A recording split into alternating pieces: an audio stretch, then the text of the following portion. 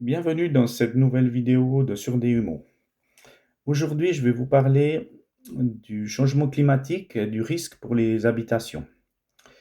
Donc, justement, avec Sur des Humours, pour nos villas, on a vraiment tout pris en compte pour sécuriser la villa au niveau climatique. Alors, je m'explique. Alors, déjà, on fait des villas sans sous-sol. Donc, déjà, moins de risque d'eau qui rentre par les seaux de l'eau. Ensuite, quand on construit nos villas, on les met au moins 30%, disons, non, pas 30 centimètres plus haut que le terrain naturel.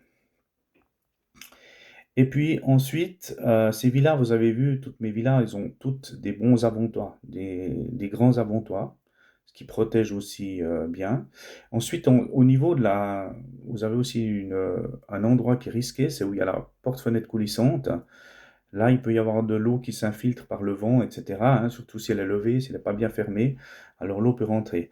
Donc là, on met toujours des grands couverts sur la terrasse qui viennent assez en avant, du fait que l'eau, même par temps tempête, ne vient pas contre la fenêtre. Les fenêtres de l'étage sont aussi bien assez hautes sous l'avantoir, donc sont bien protégées. Donc en fait, on est resté avec des toits à deux pans où on sort l'eau des maisons. Ben, les anciens disaient toujours, hein, si vous écoutez pas les anciens charpentiers, disaient on sort les maisons. Contrairement à maintenant où ils arrivent à faire des maisons avec des ossatures bois, avec des chenaux encaissés, avec le toit plat, donc c'est vraiment très risqué. Il suffit qu'il y ait un petit défaut dans les soudures, soit de l'étanchéité du toit, soit des chenaux encaissés, pour que l'eau s'infiltre dans la maison. Ensuite, les fenêtres sont pas d'avant-toit, donc l'eau du côté ouest, elle chasse complètement contre les fenêtres. Alors, au bout d'un moment, ça peut ne pas être 100% étanche, quoi. Et les maisons souffrent énormément de ces intempéries. Et comme on a des changements climatiques maintenant où il peut pleuvoir en un jour ce qui pleuvait en un mois, c'est très très délicat en fait. Et avec sur des IMO, nous, bah, moi j'ai des villas en location, j'ai pas envie d'avoir de problème, hein. Mais de toute façon, on a bien réfléchi à la chose. On a sécurisé nos villas au niveau des intempéries.